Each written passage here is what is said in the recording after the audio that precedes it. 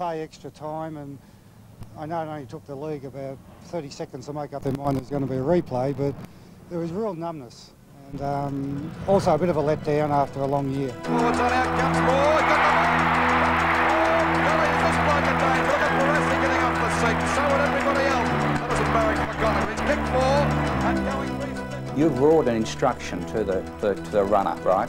He's run out in hysterical. Probably should have been admitted to an asylum. He's arrived at full forward and screamed to me, "Tiger, run," you know, all of a sudden I've got to go somewhere, and he's screaming, "Go, hurry," you know.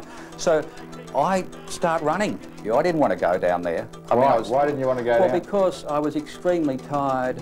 I was worn out. I was sore, as you would be at the end of a grand final.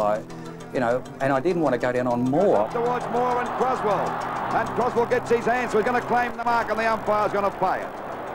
Well, he's certainly doing a pretty good job down there holding Moore, because he has... While her loyal sons are marching onward to victory. It's been a long, dry time between drinks for the Swans, but their champions like Bob Pratt, the only survivor of the 33 premiership side, and Basher and Billy Williams, who played for South in the infamous Bloodbath Grand Final of 1945, remember. How do you feel about the Swans being in the finals? Well, I think it's marvellous, Ron. I mean, once you play for a side, I think no matter what happens, you always go back to them, and I'd love to see them win. This is the longest premiership drought ever. Do you think they can do it on Saturday? A lot of it will have to do with Tony Lockett, full forward. I know a bit about that. I used to play there myself. I know what he's got to put up with. He's a very straight kick, and I think that could make the difference. Cheer, cheer the red and the white, honour the name by day and by night. Now, Jack Williams, they called you Basher. Just tell us about the 1945 so-called bloodbath. They all say I started the fights, but I didn't.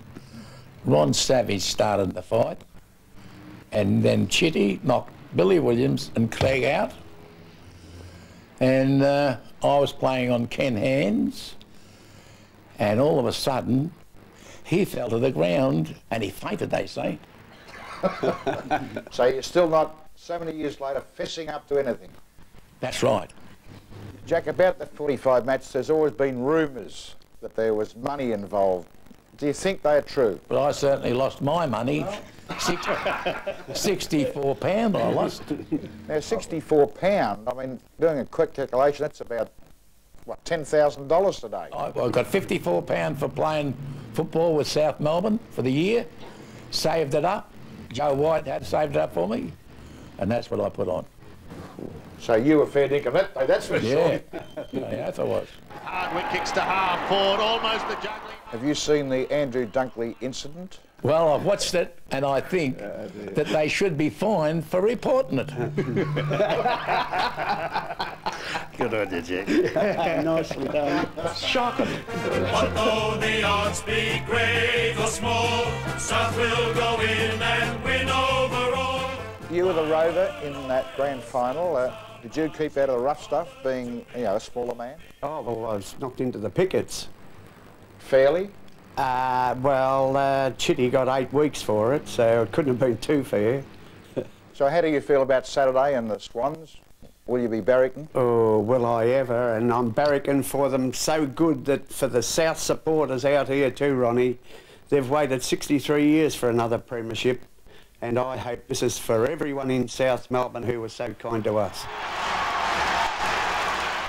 No matter how many years have gone, the glory of past triumphs binds players together and to their colours. No surprise selections here. I think North will win. Margin? I think they'll win by 25 points. Johnny Casson? North Melbourne by 30 to 40 points. Arnie? It's going to be a great contest, and may the best team win. Right into blue and white. Well, I don't know. I think South will win, but it's going to be a very hard game. The Swans, and they beat North Melbourne twice, so why couldn't they beat them again? My number at South was 4, and I'll go by 4 points, Ron. It'll be a tough game, but I think we might get there. Well, last year I was the Sydney Swans coach, and now I'm the director of the club. And I was the first premiership coach at North Melbourne, so a lot of memories have come flooding back to me this week. Now, I promised you a tip as to who would hold this cup up, and it's going to be the Swans. Ron. Fantasyland. And we'd like to thank a viewcast in the National Film and Sound Archive for some of the footage you just saw. Next, Rex Hunt's phantom call of tomorrow's historic game. We're down to the last moments of this titanic struggle. Plenty of nervous people and not one person has left the stadium.